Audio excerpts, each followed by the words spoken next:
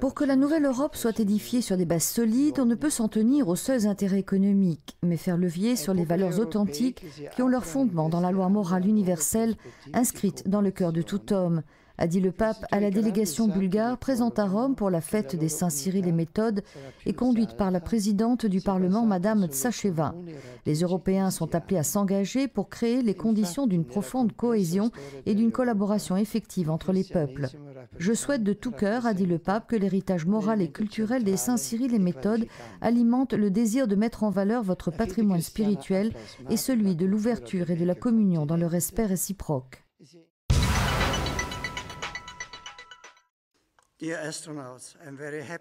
Benoît XVI est entré samedi en liaison directe avec la Station spatiale internationale dont font partie deux astronautes italiens, Paolo Nespoli et Roberto Vittori. Bienvenue à bord, ont dit au pape les commandants des deux équipages, celui de la Station spatiale et celui de la navette Endeavour. Benoît XVI leur a dit quelques mots de salutation et les a félicités pour leur travail scientifique et pour tout ce qu'ils font au plan technologique pour le progrès de toute l'humanité. Aux questions du pape sur des thèmes sur l'environnement et sur la Terre vue de l'espace, des astronautes ont répondu, réaffirmant les buts pacifiques de la mission et leur objectif de contribuer à améliorer la qualité de la vie.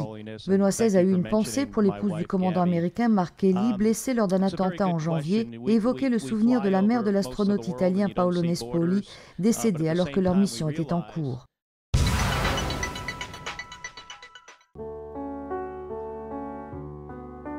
Le Franciscan Social Service Office est le centre franciscain pour les services sociaux. Né en 2008, sa fonction est de continuer la mission des franciscains qui dure depuis le début de leur présence. Les premiers témoignages de la présence franciscaine à Bethléem parlent d'ailleurs d'assistance médicale, sanitaire et alimentaire auprès de la communauté chrétienne. Le Franciscan Social Service Office. Actif depuis novembre 2008, le bureau garantit une assistance aux chrétiens qui vivent dans des conditions précaires dans la ville où Jésus est né. Le directeur du centre, Vincenzo Bellomo, nous accompagne à la découverte de cette activité qui remplace cet État-providence que l'autorité palestinienne ne parvient pas à garantir. C'est le centre des services sociaux. C'est l'endroit où l'assistante sociale SUAD accueille les gens qui viennent. Le bureau est ouvert tous les jours comme centre d'écoute pour écouter les gens. Mais c'est aussi l'endroit où l'assistant donne des consultations et essaye de faire l'intermédiaire avec la bureaucratie. Le bureau prend soin de tant de familles, nous explique Suad, dont certaines connaissent de graves difficultés. Nous aidons vraiment beaucoup de familles, nous explique-t-elle, qui ont besoin d'une assistance médicale et certaines sont vraiment des cas limites. Il y a une famille, raconte Suad, où la maman vit seule avec ses 3 enfants et eux s'occupent de ces personnes. Et la collaboration avec l'association Pro Terra Santa se poursuit avec succès.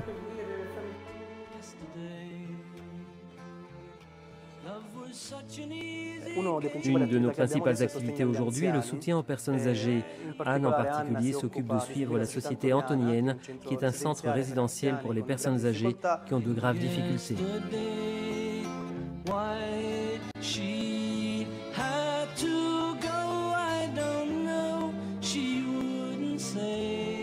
La terre où travaille Vincenzo et son équipe est une terre difficile qui a subi beaucoup d'épreuves et où les difficultés et les problèmes sont à l'ordre du jour. C'est un travail humain au service d'une communauté qui n'est pas facile à suivre. La communauté de Bethléem est une communauté particulière.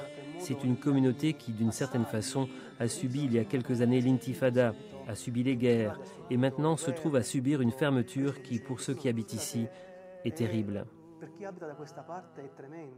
Néanmoins, le devoir de chacun est tout tracé et le père Marouane, curé et directeur du bureau, suit inlassablement les traces de son fondateur. Saint François nous a appris à être humbles avec tout le monde et à être les serviteurs de tous, des plus petits aux plus grands, en commençant précisément par les plus petits, c'est-à-dire avec les plus pauvres et ceux qui en ont le plus besoin. Et ici à Bethléem, nous avons tant de personnes qui sont dans le besoin, tant de petits qui ont vraiment beaucoup moins de chance que tant d'autres dans le monde, pour le simple fait qu'ils n'ont pas la possibilité d'aller travailler, qu'ils n'ont pas la possibilité de traverser le mur et d'aller à Jérusalem. Ils n'ont jamais d'autorisation pour le faire et se trouvent en difficulté. Donc c'est ici que nous devons intervenir et ici que nous devons apporter de l'aide. C'est ici que nous devons travailler, c'est ici que nous devons faire émerger clairement et sérieusement notre mission qui est en plus notre vocation, servir tout le monde, spécialement les plus pauvres.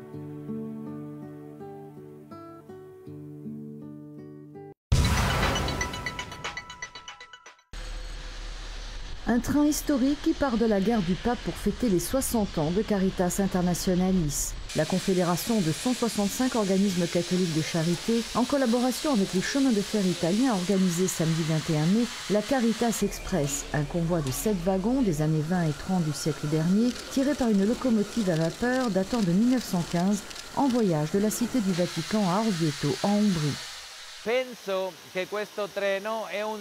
Je pense que ce train est un symbole qui montre comment, d'un État aussi petit que l'État de la Cité du Vatican, est sorti un train, mais surtout un train aussi énorme de solidarité qui s'appelle Caritas Internationalis.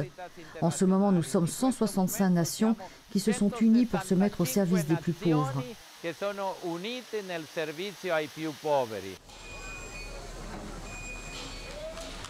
Le grand portail coulissant de la gare du Vatican, inauguré en 1934 par le pape Pie XI, s'est ouvert comme le 24 janvier 2002, quand un train a conduit Jean-Paul II et les représentants des religions du monde à Assise pour la journée de prière pour la paix, et le 4 octobre 1962, quand Jean XXIII a voyagé toujours pour Assise dans ce wagon présidentiel. 300 représentants de Caritas Internationalis, un organisme né en 1951 sur impulsion du substitut de la secrétaire d'État de l'époque, Giovanni Battista Montini, futur pape Paul VI, sont actuellement réunis à Rome pour leur 19e Assemblée générale sur le thème « Une famille, zéro pauvreté ».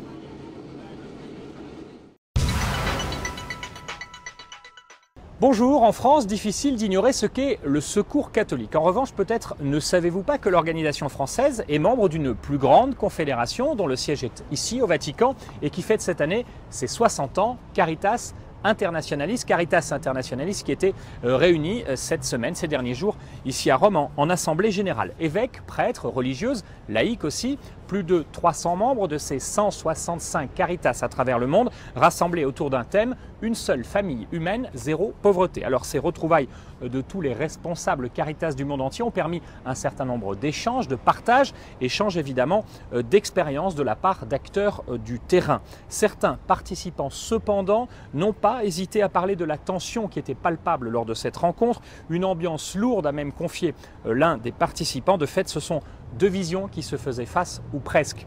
Je vous l'explique ainsi, le Saint-Siège a choisi de reprendre en main l'action de la charité au sein de l'Église, jugeant que parfois cette action humanitaire d'urgence ou d'assistance des Caritas était au détriment de la mission d'Église et d'annonce de l'Évangile des associations. En fait, seules quelques associations sont concernées, celles qui sont davantage engagées dans les domaines professionnels, des structures qui possèdent, comme en Allemagne par exemple, un grand nombre de salariés qui ne sont pas forcément, ont sans doute des agents d'évangélisation. Alors, dès le début de l'Assemblée, un intervenant de poids a fait passer le message des autorités vaticanes, le cardinal Tarcisio Bertone, secrétaire d'État du Saint-Siège, qui a ainsi invité l'organisation caritative à ne pas perdre son identité chrétienne.